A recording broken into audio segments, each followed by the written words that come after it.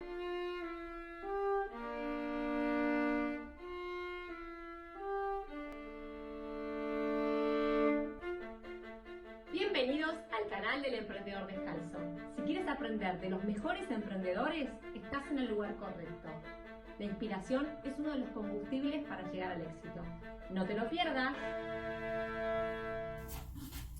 Buenos días, buenas tardes y buenas noches a mis queridos emprendedores y emprendedoras donde quiera que estén. Mi nombre es Rodrigo Marquina y soy su anfitrión en el programa del Emprendedor Descalzo. Nuestro objetivo es ayudar a los emprendedores en su camino, facilitando material educativo a través de blogs, podcasts, vídeo o lo que sea. Hoy entrevistamos a Nicolás Litvinov, economista, autor y fundador de la plataforma de educación financiera estudinero.org. Nicolás es una persona que sabe mucho sobre economía y además tiene la virtud de poder explicar temas complejos del mundo financiero en términos simples para facilitar la comprensión a los nuevos en el tema. En sus libros invita a pensar sobre la falsa seguridad del empleo en relación de dependencia y ayuda a diagramar estrategias para diversificar los ingresos.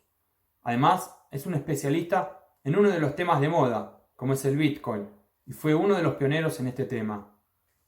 En esta entrevista nos cuenta su historia y qué se necesita para comenzar un emprendimiento en Internet. Y como bonus, vamos a realizar un sorteo. Escuchen al final de la entrevista para saber cómo participar del sorteo por un premio muy interesante. Bueno, Nicolás, muchas gracias por estar acá con nosotros. La primera pregunta que les hago a los entrevistados que vienen a este espacio es, ¿cómo obtuviste tu empleo? Ok, bueno, gracias por la invitación, Rodrigo. Un gusto para mí estar acá compartiendo este momento con vos y con tus seguidores. Mi primer empleo, bueno, yo tuve varios empleos en mi vida. El primero fue en un almacén familiar. Mi abuelo tenía un almacén y yo empecé a trabajar ahí de muy chico. De los 14 años ya quería tener mis ingresos, quería tener mi dinero y ahí fue que comencé a trabajar en un almacén que era como de barrio, ¿no?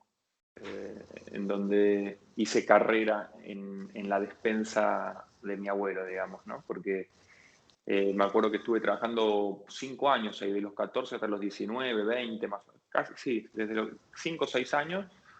Y te estoy hablando del año 1990 más o menos, ¿no? Del 86 hasta el 90, 85, 90.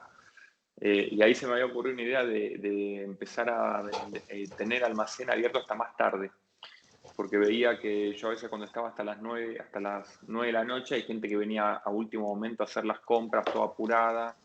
Entonces le propuse a mi abuelo quedarme yo hasta las 12 de la noche en el almacén, y en esas 3 horas llegué a vender todo lo mismo que vendía el almacén durante el día, ¿no? Y después vinieron los drugstore y se empezó a abrir hasta más tarde y todo eso, pero en esa época era como una novedad porque todo cerraba temprano. Pero bueno, ese fue mi primer trabajo, digamos, atendiendo al público, cortando fiambre, haciendo todas esas cosas. Muy bien. Y más puntualmente, ¿cómo tuviste tu empleo en el que estás ahora? ¿Cómo llegaste al rol o al espacio en el que estás ahora? Bueno, eso fue un devenir ya de varios trabajos anteriores que tuve, ¿no? Ahora, puntualmente, para los economistas siempre es muy difícil explicar de qué trabajamos, ¿no? Igualmente, depende a lo que uno se dedique, pero el economista que trabaja en relación de independencia, o sea, que trabaja por su cuenta, generalmente le cuesta explicar. Yo siempre digo que tengo una empresa de e-learning, que es Estudinero. Aparte, tengo una columna en el diario La Nación, en donde escribo todos los martes sobre finanzas personales. Después escribí 4 libros. Entonces, y aparte, bueno, hago asesoramiento también financiero. Entonces, tengo varios trabajos, digamos, dentro de un mismo paraguas, que es el de la economía, la finanza, ¿no? Pero puntualmente fui llegando por un proceso de decantamiento en donde pasé de trabajar en relación de dependencia en distintas empresas multinacionales y universidades también, hasta que en un momento, pero en un proceso gradual, no de saltos al vacío, sino en un proceso muy gradual, se fueron dando las cosas y yo fui realizando determinadas acciones como para poder independizarme y comenzar con mis trabajos, digamos, ¿no? Así que fue un proceso gradual que yo te diría que llevó casi entre 3 y 4 años en pasar de trabajar de relación de dependencia a trabajar por mi cuenta, ¿no? Bien. Sí, eso, bueno, lo sé de primera mano porque, como ya te dije que pasé por uno de tus cursos, no de los que vos das, pero de los que hacías cuando trabajabas para otra empresa.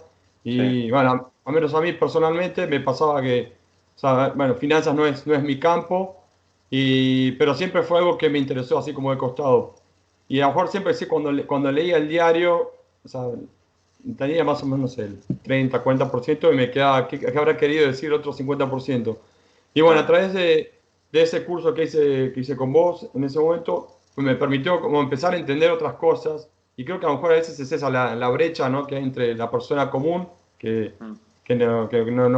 no pasó por una carrera universitaria, y bueno, y la persona que sí que tiene los conocimientos, ¿sabes? Como que está esa brecha y, y bueno, mucha gente se queda en el medio ahí naufragando. Y, Mm. y bueno, y por eso me parece muy interesante lo que haces y cómo lo estás Sí. llevando. Yo no sé si sería, en base a lo que vos decís, si la carrera universitaria tiene tanto que ver, porque conozco mucha gente que pasó por carrera universitaria y no tiene facilidad para poder explicar lo que aprendió, lo que quiere explicar. Yo creo que tiene que ver más, yo creo que tiene que ver con las propias limitaciones de uno, ¿no? Yo creo que si por ahí me dicen que por ahí tengo cierta facilidad para explicar las cosas o que se me entiende, que es algo que yo no lo sé, sino es por lo que me dicen a veces. Yo creo que tiene que ver porque a mí me cuesta o me costó mucho en su momento entender determinados conceptos y de tanto que insistí, de tanto que leí, cuando lo terminé de entender, lo entendí de una manera que se me quedó y después me gusta explicarlo para que los demás aprendan y también aprender yo en el proceso. Cuando cada vez que tengo que explicar un tema nuevo, que hablamos de un tema nuevo, que me hacen preguntas, yo estoy enseñando, pero estoy aprendiendo al mismo tiempo. Entonces, lo que quiero decir con esto es que haría esa salvedad que, según mi opinión, no solamente tiene que ver con un tema de carrera universitaria. De hecho, yo tengo un gran maestro de teatro que es Norman Brisky, que no es universitario y explica de una forma que se entiende todo. Entonces, creo que tiene que ver con eso, ¿no? Con la imposibilidad primero de uno de entender las cosas y después, cuando las entiende, poder explicarlo y ponerse en el lugar del otro y tratar de entrar de varios lugares distintos hasta ver que la otra persona lo entiende, que es una de las cosas más lindas, ¿no? Cuando estás explicando algo medianamente complejo y ves en la cara del otro o con los comentarios del otro que lo está entendiendo, me parece que a mí por lo menos es una sensación que me gusta mucho. Sí, sí, comparto. Ahora, yendo más específicamente a tu empresa, ¿no? Muchas veces, muchas personas pasa que piensan, me gustaría emprender algo o empezar un negocio, pero no se me ocurre qué. Mm. ¿Cómo fue que vos llegaste cómo fue el proceso en que vos llegaste a decir, voy a comenzar con hacer esto, a dar este servicio? ¿Cómo fue ese Bien. proceso de descubrimiento? Está bien, estamos hablando para situarnos en el social histórico, que siempre es importante, ¿no? En el año 2009, ¿no? Año 2009. El 2009 fue un año muy movido para mí porque yo publiqué mi primer libro que se llama Es tu dinero, igual que mi empresa.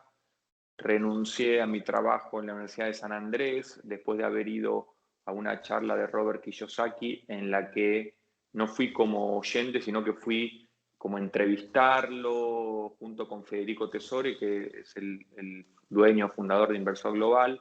Fuimos los dos como para entrevistarlo, pero más que nada para hablar con él, para conocerlo, y nos atendió ahí en el hotel donde él estaba parando y estuvimos charlando un rato. Y después de eso fue que renuncié a mi trabajo en la Universidad de San Andrés y ya definitivamente, que era el único lazo que me queda en relación de dependencia, pero un trabajo medio part-time, porque yo me las había arreglado para ir 2 veces por semana, pero bueno, igualmente era un trabajo con obra social, ¿viste? Y no pagaban nada mal tampoco, pero bueno, y ahí decidí renunciar y mandarme con Estudinero. Pero yo creo que tiene que ver con que en ese momento recién estaba apareciendo lo que es el streaming, si se puede llamar streaming, ¿no? Me acuerdo que en Inversor Global yo trabajaba en San Andrés y también trabajaba en Inversor Global y después hacía asesoramientos privados por mi cuenta, ¿no? Y en Inversor Global yo era director de la escuela de inversores de Inversor Global. Empecé dando clases, pero diagramando cursos. Entonces, ahí también dábamos cursos para inversores de bolsa, de finanzas personales y en su momento dábamos clases, había mucha gente del interior que quería cursar, yo a veces me mandaba maratones de que daba un curso desde el viernes hasta el domingo al mediodía, o sea, viernes a la tarde, sábado todo el día, domingo hasta el mediodía, ¿no? Para la gente del interior, que venía mucha gente del interior a esas clases. Y después dijimos, bueno, ¿cómo podemos encontrar una forma de poder llegar a más gente que sin tanto traslado, costo? Y empezamos a grabar las clases y enviarlas en DVD, que era en ese momento era toda una innovación, ¿no? Pero los DVD no llegaban y no se veía, llegaban y no, eran otro formato que el lector de DVD que tenían, entonces traía también muchos problemas, pero era lo único que había. Y después apareció un poco más este sistema de streaming gracias a internet y las conexiones, todo, y ahí también yo ya estaba con ganas de independizarme, entonces renuncié a Inversor Global, renuncié a San Andrés y dije, me voy a mandar yo con una escuela de educación de e-learning, y en su momento eran distintas las clases porque sí, las grababa, las subíamos a un servidor y ahí la veían, pero después cuando empezó a haber mejor conexión a internet y eso, pudimos empezar con las videoconferencias de consultas y todo eso hasta que de a poco se fue diagramando. Pero yo cuando empecé Estudinero lo hice como, bueno, sabía que había mucha gente que me seguía de Inversor Global, las redes sociales, imagínate que recién estaban comenzando en ese momento, no había mucha forma de hacer publicidad y lo empecé como, bueno, a ver, pensándolo como algo para hacer, pero muy part-time, muy de vez en cuando, y sin embargo me sorprendió que se anotó mucha gente, como 60 personas en el primer curso que lancé, ¿viste? Entonces dije, qué raro, 60 personas. Y después esos mismos me empezaron a pedir, antes de que termine el curso, che, queremos seguir, vas a hacer algo después, para después. Y dije, bueno, me tengo que poner a hacer otro para que puedan continuar. Y así se fue dando la sucesión de los primeros cursos de Estudinero, que fueron primeros pasos en el mercado y operando en el mercado. Y cuando los que hicieron primeros pasos en el mercado y operando en el mercado estaban terminando después de 4 meses, porque duraba 2 meses cada uno operando en el mercado, también me estaban diciendo, queremos algo que tenga más continuidad, ¿por qué no pensás algún esquema? Me fueron como impulsando a que lo haga, ¿no? Y ahí fue que creé el programa de coaching financiero bursátil, que también ya tiene casi 10 años, en donde en estos momentos es como si fuese el programa más avanzado de lo que es Estudinero. Para poder llegar ahí tenés que primero haber pasado por los otros cursos o tener experiencia práctica de varios años en el mercado. Y en el programa de coaching financiero bursátil somos un grupo en total de inversores que estamos todo el tiempo intercambiando información, analizando el mercado, analizando acciones individuales. Tenemos videoconferencias de análisis de mercado todos los miércoles. Yo grabo un video todos los fines de semana muy completo con distintas secciones, ¿no? Y que incluye también criptoactivos, incluye también lo que está pasando en el mercado. Hacemos un análisis cuantitativo, análisis de noticias, de cosas que pasaron, cosas que pasan en la Argentina. Y así se fue dando, digamos, de esa forma, como de manera muy, muy natural. Y después, sí, se fue profesionalizando cada vez más Estudinero a partir de que empezamos a tener más inscritos, más interés y todo eso. Bueno, y ahora creció hasta convertirse en una pyme, digamos, si se puede llamar así, pero no deja de ser una empresa .com, como se decía antes, ahora ya no se dice más, pero una empresa de internet, ¿no? De tecnología. Sí, ¿Podrás dar una idea del alcance, de la cantidad de personas que acceden a estudinero.org? Sí, ¿Cuántos usuarios? bueno, es muy variable el tema, ¿no? Pero los cursos tienen sus momentos también. Nosotros pensamos que hemos capacitado ya más de 10.000 inversores en estos 10 años de vida, 10 casi 11. Ahora en noviembre cumplimos 11. Ya Ujú. estamos casi en los 11 años. Sí, más de 10.000 inversores en total. Decimos que hemos capacitado en función de los cálculos que hacemos de la gente que pasó por nuestros cursos. Mm. Pero sí, es muy variable, tiene sus momentos también de mayor demanda. Ahora con el tema de la pandemia y el auge de la educación a distancia, hay más interés.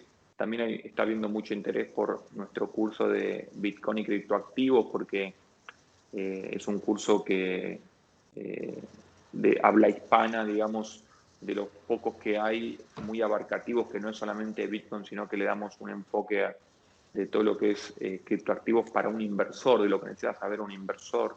Entonces, y ahora, por ejemplo, que el Bitcoin está subiendo, también eso hace que haya mayor demanda y que nos ven que estamos hablando del tema ya hace muchos años, ¿no?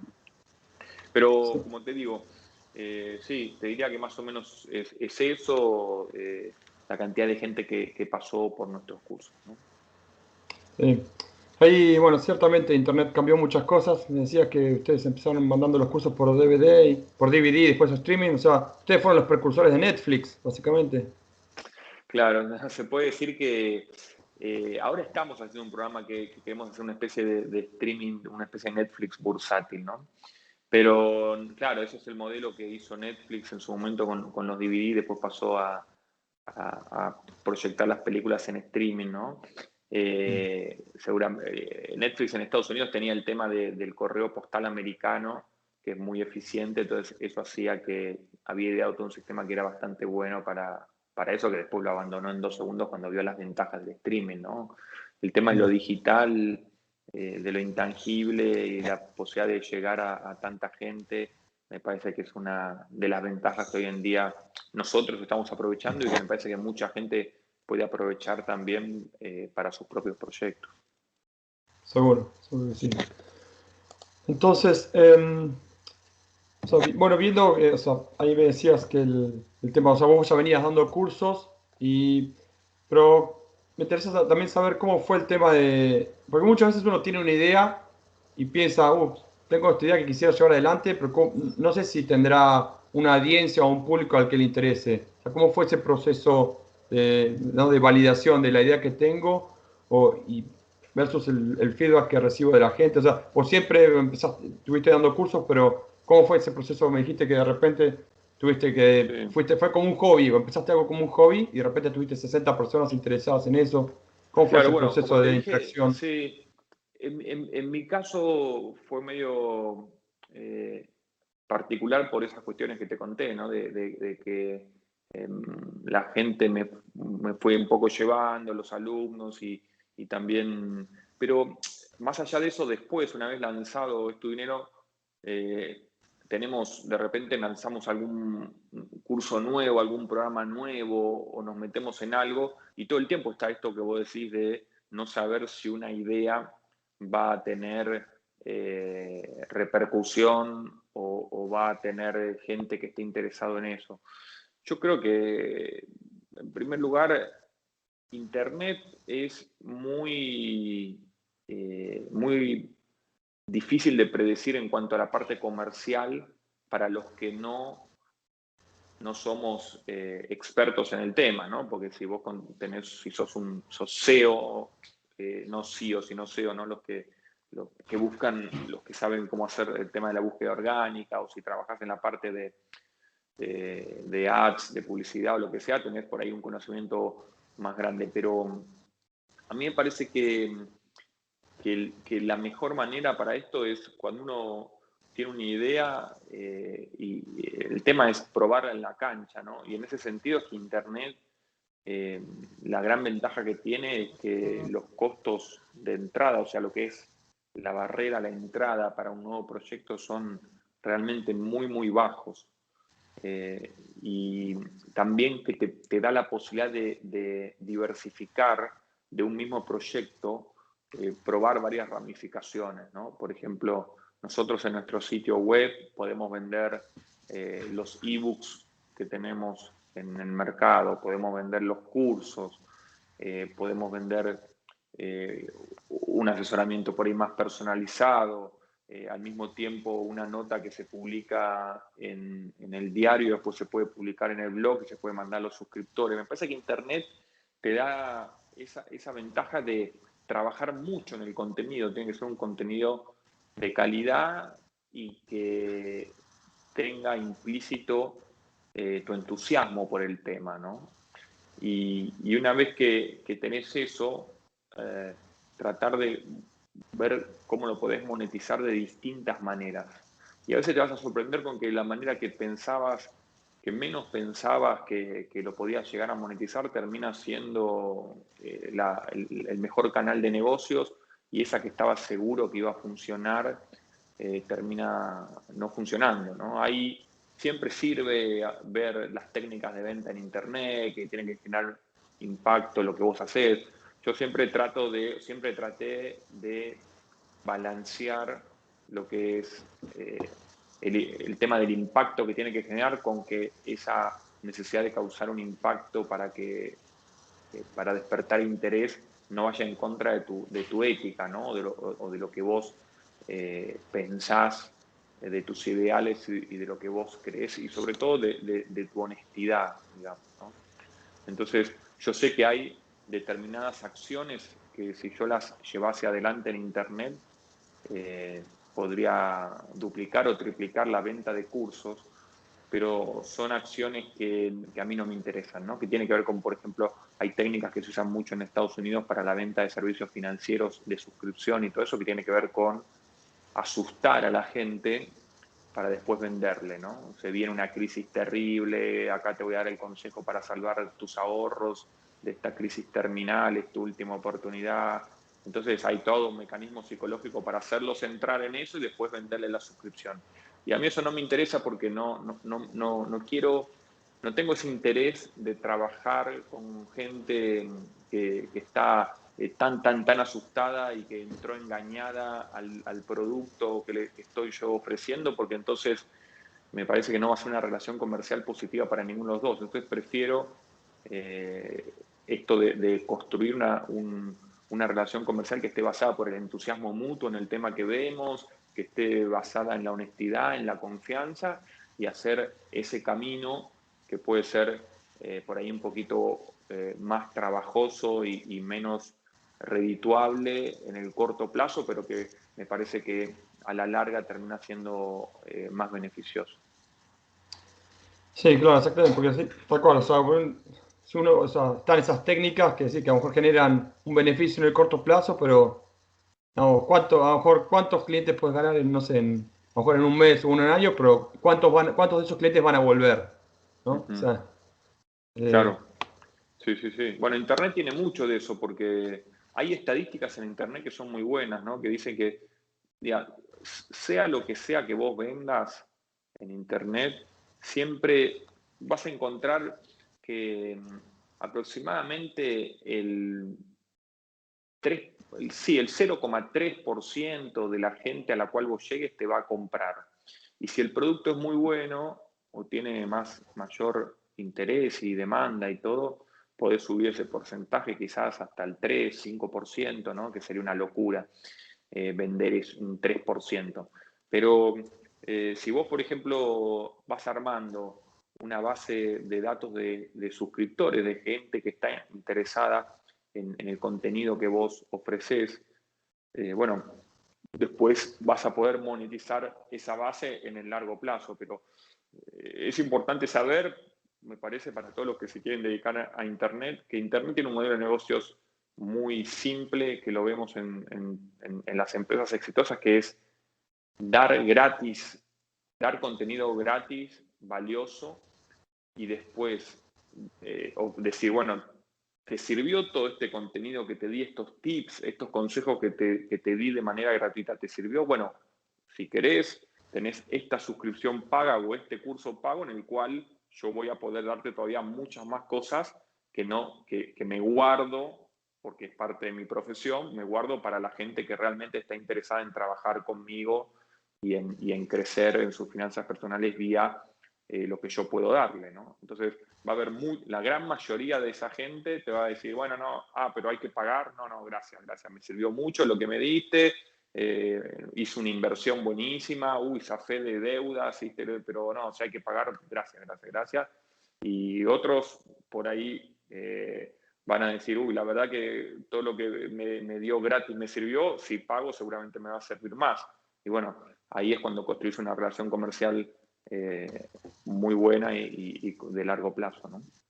Sí, no, totalmente de acuerdo. De hecho, hace poco, bueno, me inscribí en un curso porque ya había accedido a tanto contenido así gratis, como decís, que ya me daba culpa. Entonces, Claro, compré el curso está porque bueno. no, tengo que ver la forma de retribuirle a esta persona toda la Sí, información sí. y toda la ayuda que me dio a través del Claro, contenido pero gratis. bueno, puede ser que mucha gente también actúe así con nuestros cursos, digo, o con otras cosas, ¿no? Pero sí, también hay toda una discusión, porque hay gente que dice, el otro día lo estaba leyendo a raíz de un colega mío que publicó que estaban unos cursos online y alguien en Twitter, que en Twitter, viste, es como son todos muy gallitos, digamos, para pelear y todo, pero uno decía, ¿por qué voy a pagar por tu curso si con todas estas cosas están gratis en Internet, ¿no?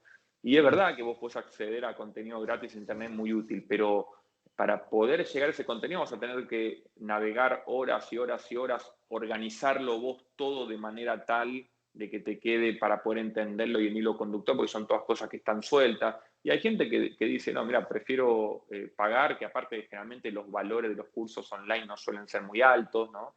Prefiero pagar este curso y tener todo prolijo, ordenado y poder estar dentro de un esquema de enseñanza que yo creo que va a servir. Y en esto dinero me parece que también nos destacamos por eso, ¿no? Tenemos por un lado el contenido, pero también tenemos una dinámica armada en cuanto a la manera pedagógica de cursar de manera online, que la gente valora mucho, en donde nosotros somos muy exigentes con nosotros mismos en términos de que el contenido tiene que ser de buena calidad, de cumplimos con todo lo que prometemos y más, pero también exigimos al alumno a que haga el curso, a que lo termine, a que vea las clases, ¿no? Entonces, me parece que eso es un ida y vuelta que tiene que haber, porque lo peor que puede pasar en la educación, y pasa mucho a nivel secundario, universitario, es cuando se genera un pacto entre el alumno y el docente de, bueno, vos no me jodas mucho a mí, yo no te jodo mucho a vos la querés aprobar, después te apruebo, si querés no des bola, pero no molestes en la clase, ¿no? Eso es para mí lo que mata la posibilidad de aprender, ¿no? Sí, seguro. Y después también, volviendo ahí a eso que decías, esas técnicas que te generan beneficios en el corto plazo, eh, también esos clientes, no sé, a lo mejor esos clientes que a lo mejor decís en cierta forma que se sienten defraudados, esos clientes no te van a recomendar y no van a ayudarte a traer nuevos clientes. Entonces, Exactamente. digamos, supongo que a lo mejor muchos de esos clientes que recibe estudinero.org también es gente recomendada a través de alguien que Sí, hizo el curso y muchísimo. que pasó. Mm. Muchísimo. Sí, no solamente no te van a recomendar, sino que te pueden difamar, digamos, ¿no? Pero, bueno, en primer lugar, sí, en este dinero, la verdad es que nosotros prácticamente no invertimos en publicidad. Nunca hicimos algunas pruebas, muy de vez en cuando, pero no invertimos en publicidad, sino que es mucho boca a boca, es mucho por ahí también mi trabajo en las redes o que yo por ahí tengo un cierto nivel de exposición en los medios o en el diario, que hace que la gente por ahí me conozca de ahí y se interese un poquito más, pero no buscamos hacer publicidad engañosa ni nada de eso, sino que aclaramos bien todo. Y de todas maneras, yo te digo, Rodrigo, que también, de nuevo, las estadísticas, bueno, un economista siempre te va a hablar de estadísticas, ¿no? Pero estadísticamente, por más que tu producto sea de excelencia, siempre vas a encontrar un 2 o 3% como mínimo de gente que algo le va a encontrar o que no va a estar conforme por algún motivo. No se puede satisfacer a todo el mundo, pero sí a una gran mayoría, y eso es lo que siempre buscamos. Seguro. Sí, yendo al tema de publicidad, no, seguro, porque, vamos, antes vos con, no sé, con televisión o radio, no sé, hacías un aviso de publicidad y era muy difícil saber qué Claro. grado de retorno te da. Hoy con internet vos pones publicidad, sabes perfectamente cuánta plata estás invirtiendo y cuánto te está retornando en cuanto a nuevos negocios y eso sí, y es muy fácil de ver eso hoy por hoy. Sí, es fácil de medir, tenés los analytics que se llama, ¿no? El Google Analytics, si haces publicidad con Google o con Facebook, los píxeles, y vos podés ir viendo no solamente cuánta gente entra a tu sitio y todo, sino qué hacen dentro de tu sitio y si terminan comprando o no, que sería tu objetivo principal, por más que puedes tener otros objetivos secundarios, que es que se suscriba o lo que sea, ¿no? Pero es muy medible hoy en día. Dejó de ser una publicidad pasiva como era antes, ahora es algo más activo que se retroalimenta y que se va modificando en función de lo que va sucediendo. Tenés estrategias de retargeting, ¿no? Tenés estrategias que aún hoy la gente no, cuando digo la gente, digo por ahí el cliente, el consumidor, no sabe cómo funciona, ¿no? Porque vos podés tener una estrategia de retargeting en donde alguien que entró a tu sitio y después de entrar a tu sitio fue a Infobae, por decir algo, ¿no? Y le aparece de repente en Infobae un banner de Es tu dinero, ¿no? Entonces te llama y te dice, están haciendo publicidad en Infobae, muy bien, ahí. Y no, vos no estás haciendo publicidad en Infobae, sino que la estrategia de retargeting hace que Infobae muestre que un banner para una persona que entró antes en tu sitio, que solamente lo va a ver él y no lo ven otras personas, ¿no? Son todas estrategias muy dirigidas que, bueno, Facebook y Google, que son dos de las empresas más grandes del mundo, basan su modelo de negocios en todo esto que estamos hablando. Seguro. Ahora, volviendo a tu emprendimiento, ¿no? Muchas veces es uno de los mitos que se necesita ser millonario, que se necesita hacer mucha plata para comenzar un emprendimiento, un negocio. Pero por otra parte, no sé, está la historia de Richard Branson, ¿no? Que supuestamente no, empezó él, no sé, la madre vendió un collar por 100 libras, que es el equivalente hoy por hoy $2.000, y con eso arrancó lo que es básicamente el imperio que tiene esta persona hoy. Sí. No sé, ¿podrás dar una idea de cuál fue la inversión mínima que necesitaste para comenzar tu emprendimiento y para qué lo utilizaste, si es posible? Sí. Bueno, eso es lo que estábamos hablando antes con respecto a que en Internet las barreras a la entrada son muy bajas, ¿no? En mi caso puntual, yo te diría que en primer lugar fue, bueno, el diseño de la página web, ¿no? Hoy un diseño de una página web habría que ver, pero yo creo que debe estar en el orden de los 10.000, 15.000 pesos, que serían $100, ¿no? $100, ponele, ¿no? El diseño de una página web. Que esto que te estoy diciendo es, te metes en Freelancer o en Workana, que son dos páginas de freelancer justamente, publicás, tengo un proyecto, necesito un diseñador web, y te van a llover ofertas de gente de todos lados del mundo que te dice, yo te lo hago, mirá los trabajos que hice. Vos le pagás a Workana y Workana le paga, o a Freelancer le pagás, y Workana o Freelancer le paga a ese diseñador una vez que vos decís que estás contento con lo que hizo, o sea que está todo muy bien pensado.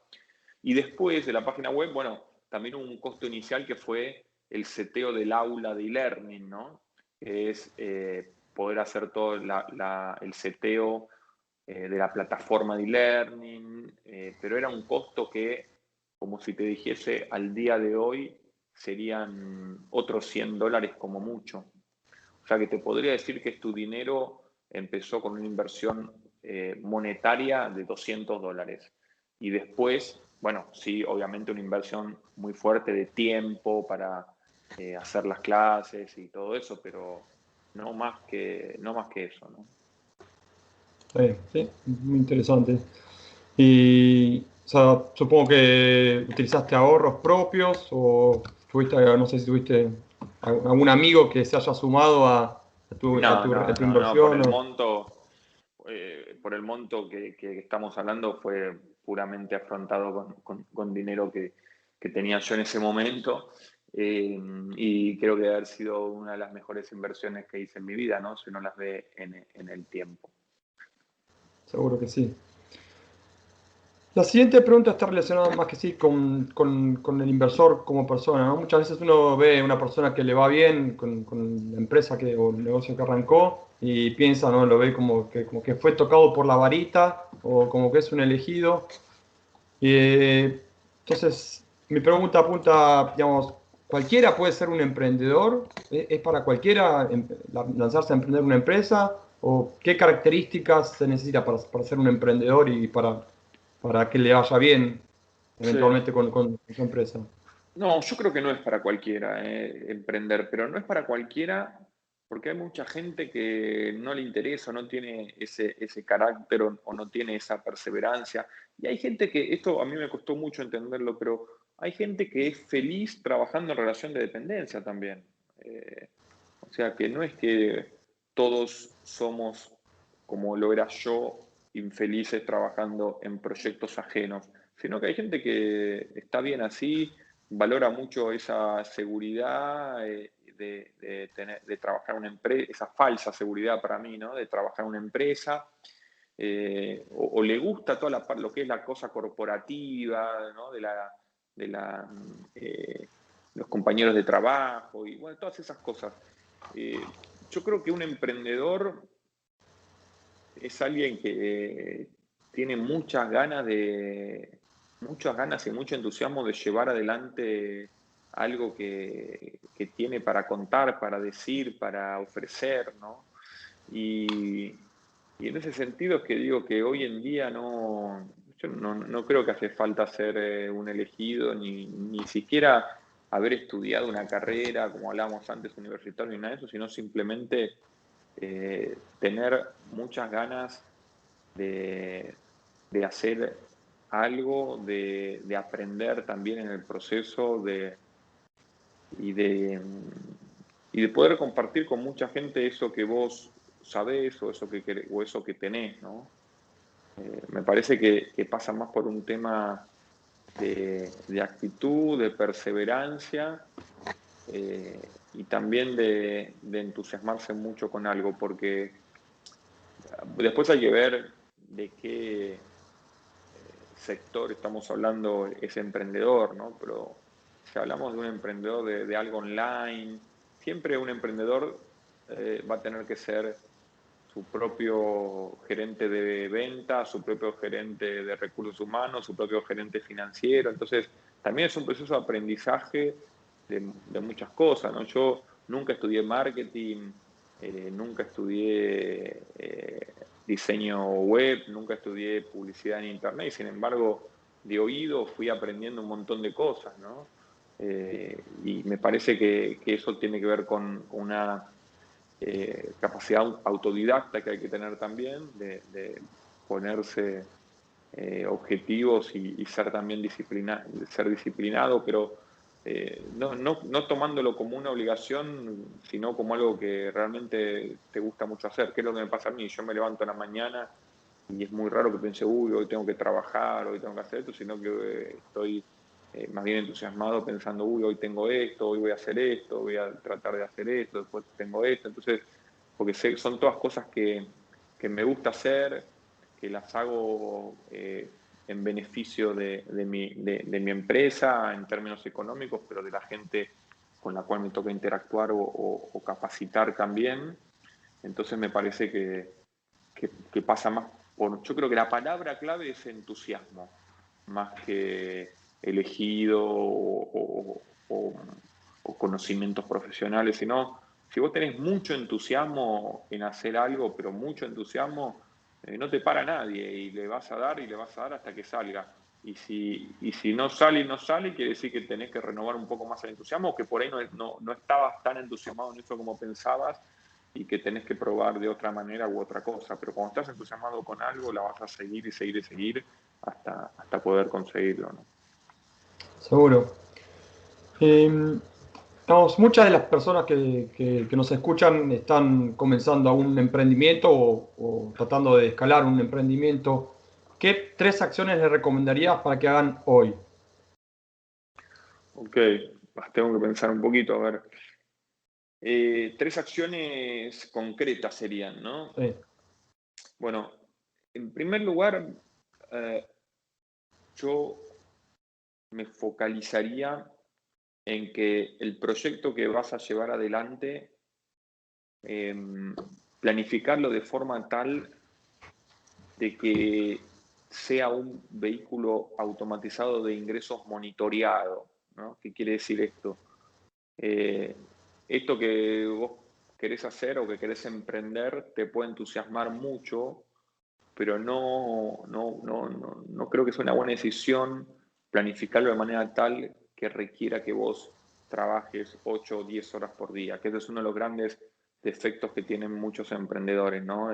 Que se terminan transformando en workaholic sería, ¿no? Gente que es adicta al trabajo, pero por un tema de que sienten que es la única posibilidad que tienen para tener éxito y no es así. Entonces, yo pensaría, bueno, la primera sería esa, ¿no? O sea, planificar de movida de manera tal de que vos puedas delegar, de que puedas rodearte de gente que sepa del tema, y que puedas planificarlo como para que vos puedas ir soltando determinadas partes del proyecto, ¿no?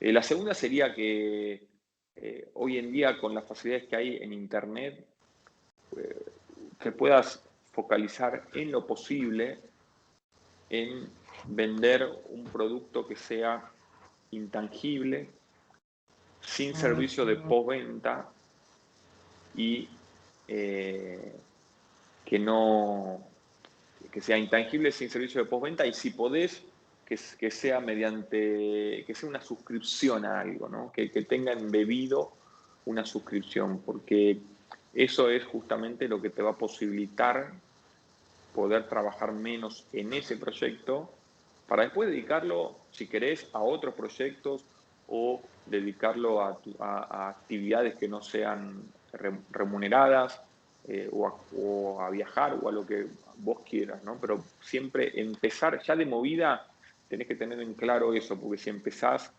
como decíamos antes, si empezás sin tener en cuenta eso, te vas a encontrar, vas a terminar trabajando 10 horas por día, y sin poder soltar nada y no valorando todo lo que vas logrando en el camino. Y la tercera y última sería pensarnos a nosotros mismos como un proyecto, como un portafolio diversificado de proyectos, ¿no? Pensarnos a nosotros mismos como un portafolio diversificado de proyectos. Eso somos nosotros. Cuando yo te decía anteriormente de que me cuesta explicar un poco lo que hago, tiene que ver con esto que te decía. Por un lado, yo tengo una empresa de e-learning, soy periodista en La Nación de finanzas personales, hago asesoramiento privado a empresas y a individuos, tengo mis propias inversiones también, ¿no? Escribo libros.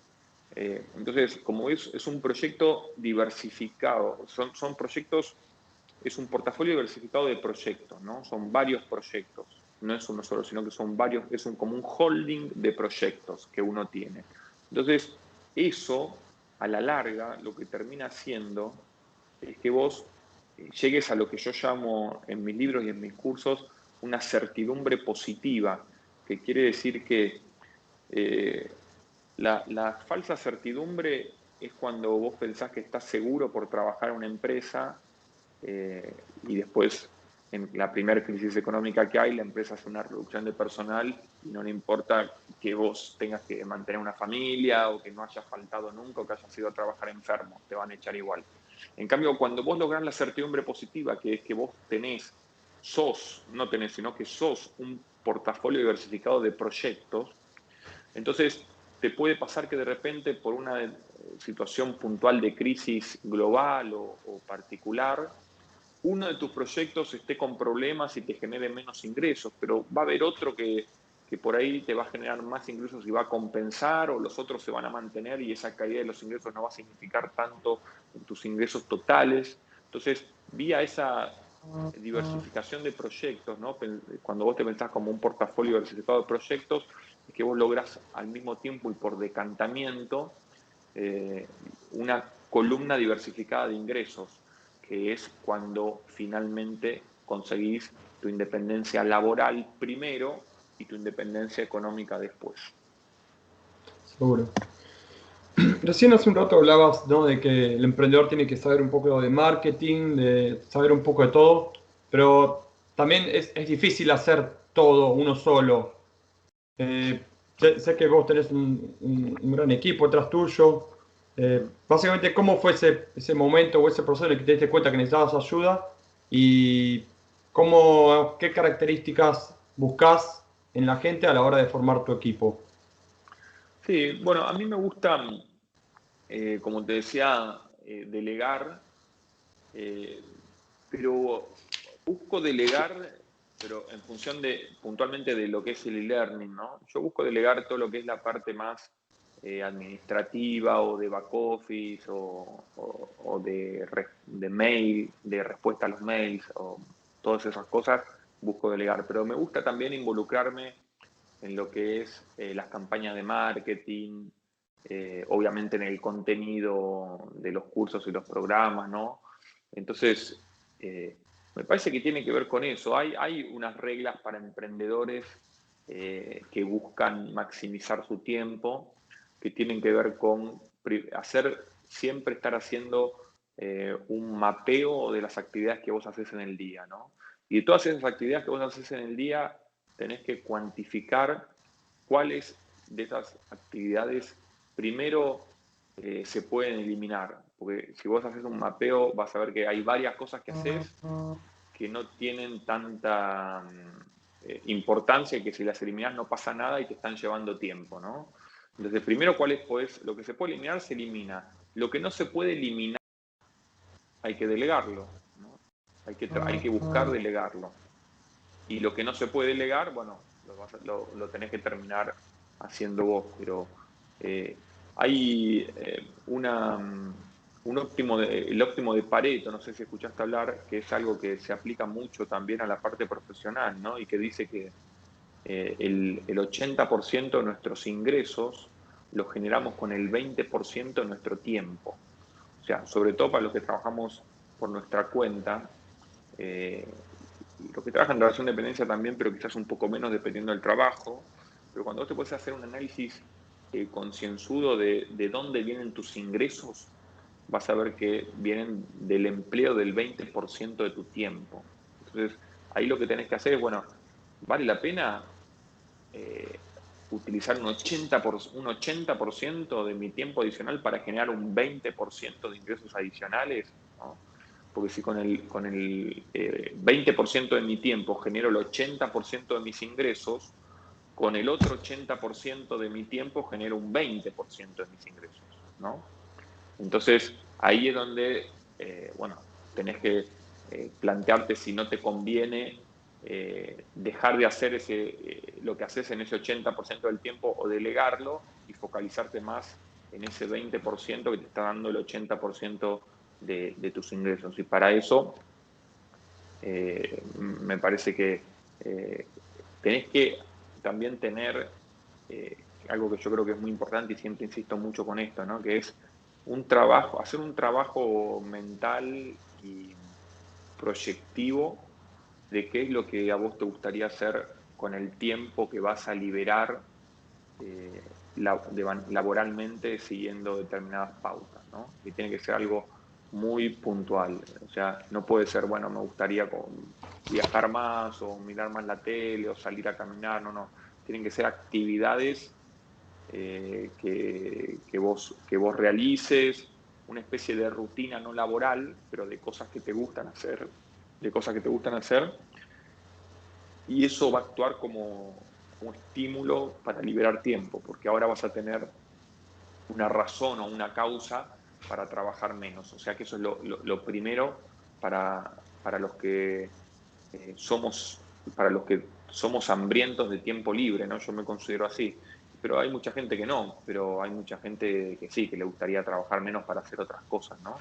Entonces me parece que eso es muy importante de incluso anotar en una agenda, bueno, si yo no trabajase de 10 a 11 haría esto, de 12 a 1 haría esto. Eso es muy potente. Todas las metas y todos los objetivos que se anotan en una hoja de papel o en un Word o lo que sea, yo diría que su potencia aumentan considerablemente que cuando los tenés dando vuelta por la cabeza, ¿no? Seguro. Recién mencionabas que decías que un emprendedor es alguien que va con entusiasmo, ¿no? Y todo este proceso de aprendizaje, que básicamente va aprendiendo de prueba y error, que se va topando con obstáculos o por caídas. ¿Podrás mencionar uno o dos obstáculos o caídas que hayas tenido vos en tu proceso o en tu camino como emprendedor? Bueno, en todos los proyectos tenés caídas. Por un lado, cuando te dedicas a las finanzas y más que nada lo que es la parte bursátil o la parte criptoactivos, bueno, ni hablar las subidas y bajadas de precio, ¿no? Imagínate, sin ir más lejos, el Bitcoin. Yo empecé hablando del Bitcoin, siempre lo digo, pero bueno, empecé hablando del Bitcoin en el año 2013, 2014, cuando valía 80, 100 dólares, ¿no? Después de ahí el Bitcoin se fue a 20.000 dólares. Pero cuando bajó de 20.000 dólares a 3.500, la gente no se acuerda que vos empezaste a hablar cuando valía 100. Porque incluso muchos te escucharon hablar por primera vez cuando valía 19.000 o 20.000, ¿no? Entonces eso te puede traer, que a mí igualmente no es que me trajo cuestionamiento ni nada de eso, pero sí esa cosa de por ahí sentir que hay gente que te escuchó hablar de Bitcoin, por ejemplo, y compró, por más que yo siempre aclaro el tema de los riesgos, del porcentaje con el cual hay que exponerse y todo eso, o que compró y que perdió plata con eso, ¿no? Perdió porque después tuvo que realizar esa pérdida o lo que sea. Pero bueno, o la bolsa que de repente tiene sus caídas. Yo pasé la crisis del 2001, la del 2008. La del 2001 era más chico, entonces me estaba recibiendo, pero la del 2008 estaba en plenas funciones laborales y todo eso. Todavía no con esto dinero, pero sí asesorando y haciendo cosas. Y después, por el lado del emprendedor que no se dedica al tema puntualmente de mercado de capitales y eso, yo tuve también varios inconvenientes como tienen todos los emprendedores argentinos, ¿no? Porque por el tema de vivir en este país en donde las reglas de juego cambian todo el tiempo.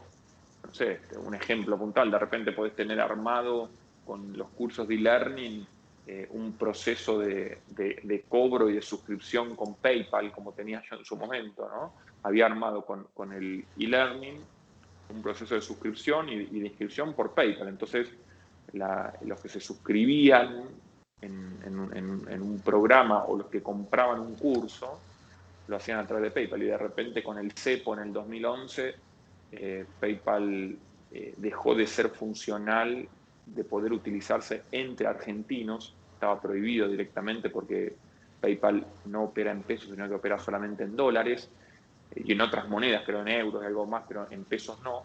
Entonces, como había un cepo, no se podían hacer operaciones de PayPal entre argentinos y hubo que desactivar todas las suscripciones y todos los cursos, el cobro, para después pasar todo eso a otra plataforma de pagos. En el camino, obviamente, se pierden un montón de gente que no renueva la suscripción o lo que sea, y es común cortar, barajar y empezar a dar de nuevo constante, ¿no? Y de esas cosas, ejemplos de esos en el país hay un montón. Por eso también los emprendedores argentinos somos más resilientes, ¿no? Somos más fuertes a todo lo que son las crisis y todo eso, y también por eso somos por ahí bien mirados en el mundo en términos de emprender, y muchos argentinos que ocupan posiciones importantes en multinacionales, porque después de pasar por todas las vicisitudes que tiene que pasar un emprendedor argentino, está muy capacitado para lo que es el manejo de crisis y todo eso, ¿no? Así que eso también nos hace más fuertes, ¿no? Seguro que sí. Bueno, últimas preguntas, pues soy consciente de tu tiempo. Una pregunta que te quiero hacer es, bueno, recién hablabas de los emprendedores que pueden llegar a tener tendencia a convertirse en workaholics, no, pero muchas veces al principio de un emprendimiento requiere muchos sacrificios y mucho trabajo Sí, duro de parte del emprendedor. ¿Podrás totalmente. mencionar, no sé, alguno de los sacrificios que tuviste que hacer vos para tu emprendimiento? Sí, bueno, sí, yo, a ver, incluso antes del emprendimiento, cuando te conté que trabajaba en San Andrés y en Inversor Global, o más atrás cuando trabajaba en Principal Life, que era una empresa de seguros de vida internacional que yo estaba en la parte de inversiones, y estaba haciendo el posgrado en el SEMA que hice de Mercado de Capitales, era levantarse a las 7 de la mañana, salir para la empresa, de la empresa directo ir al posgrado, al SEMA, y del SEMA volver a las 10:30 de la noche a tu casa con tanto sueño que por ahí no querés ni comer, digamos, ¿no? Para no perder tiempo y acostarte a dormir. Esas cosas sí, pero bueno, eso era un esfuerzo que tenía que ver quizás más con la parte de formarme educativamente y eso. Después en lo laboral también, cuando estaba en San Andrés y en Inversor Global al mismo tiempo y hacía asesoramiento, cuando iba a la universidad a dar clases que quedaba en Tigre, en Victoria, ir hasta allá, después de ahí me iba directo a las oficinas de Inversor Global, donde teníamos el aula a dar las clases, después de ahí por ahí me reunía con el inversor, y eran jornadas por ahí de 10 o 11 horas laborales, ¿no?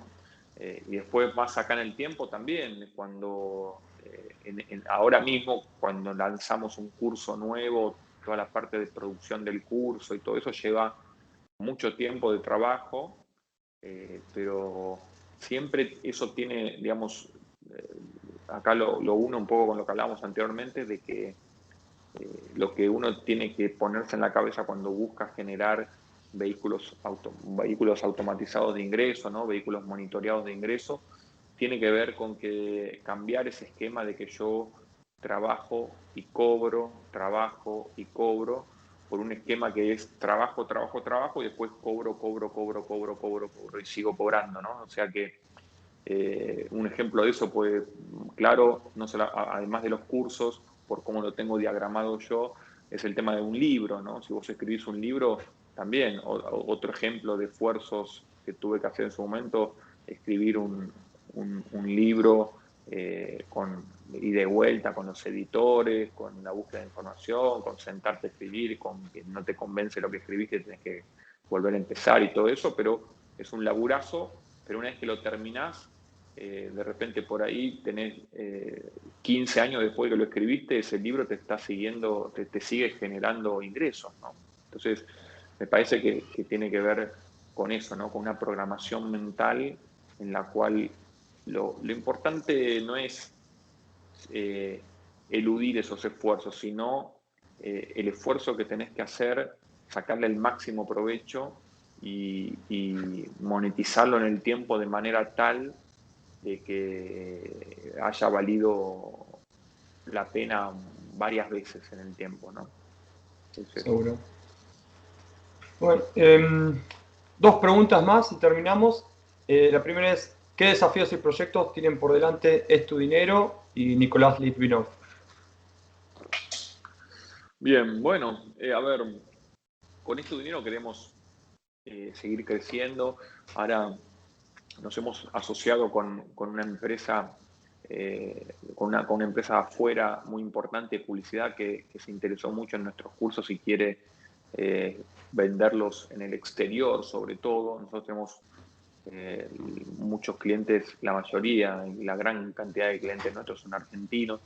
Entonces, sería bueno poder expandirnos a otros países de habla hispana, y eso está empezando en estos días, esas campañas publicitarias que las van a hacer en televisión, creo que de la mano de Fox y Disney y algo así, van a hacer campañas en televisión y en publicidad. Entonces, bueno, estamos entusiasmados con eso de ver cómo va a ir para adelante, ¿no? Y en lo personal, tengo proyectos que no tienen tanto que ver con lo laboral. Ahora, bueno, yo tengo un hobby, que más que hobby es también una vocación, ¿no? Que es el teatro, que me gusta mucho, doy clases de teatro también hace mucho tiempo. No lo hago por un tema económico, ¿no? O sea que no tiene un rédito económico, pero sí mucha satisfacción y mucha alegría que me da poder hacer eso y mucho aprendizaje también. Y ahora con el tema del COVID y la pandemia, o las clases de teatro se suspendieron hasta nuevo aviso, que puede demorar bastante. Entonces, estamos, ya instrumenté un curso online para la escuela de teatro en la que yo estoy y lo pudimos lanzar en octubre. Se anotó mucha gente y están todos muy contentos con cómo diagramamos todo el contenido, las cosas que están viendo y todo eso. Y ahora estamos ya este lunes empezando a grabar otro curso, la continuación de ese curso de teatro que nos están pidiendo los que hicieron el primero justamente. Entonces ese es un proyecto ahora que me tiene entusiasmado de, bueno, la semana que viene arrancar con esas grabaciones y pensar bien cómo va a ser todo ese proceso, ¿no? Última pregunta, ¿cómo puede la gente contactarte o contactar Estudinero? Bueno, a través de nuestra página web en primer lugar, que es www.estudinero.org, y después ahí mismo hay un chat para poder chatear con un representante, y si no también nos pueden escribir a cursos@estudinero.org, en donde también con mucho gusto los vamos a ayudar, a asesorar. Y también en mi página web, en mi blog, yo tengo un blog que es nicolaslitvinoff.net. Ahí voy subiendo mucho contenido.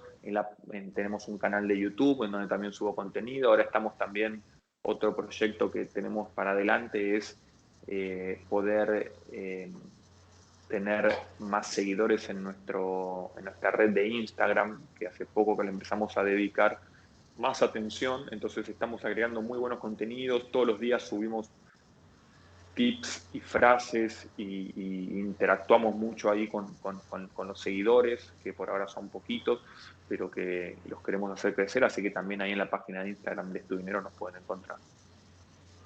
Perfecto. Bueno, muchísimas gracias, Nicolás. No, gracias a vos, Rodrigo. Entonces, y bueno, contento de haber charlado con vos y de entrar en contacto con vos y con la gente que te sigue. Muchas gracias. Si te gustó la entrevista, por favor, dale un me gusta, suscríbanse y compártanlo. Nos ayuda más de lo que se imaginan.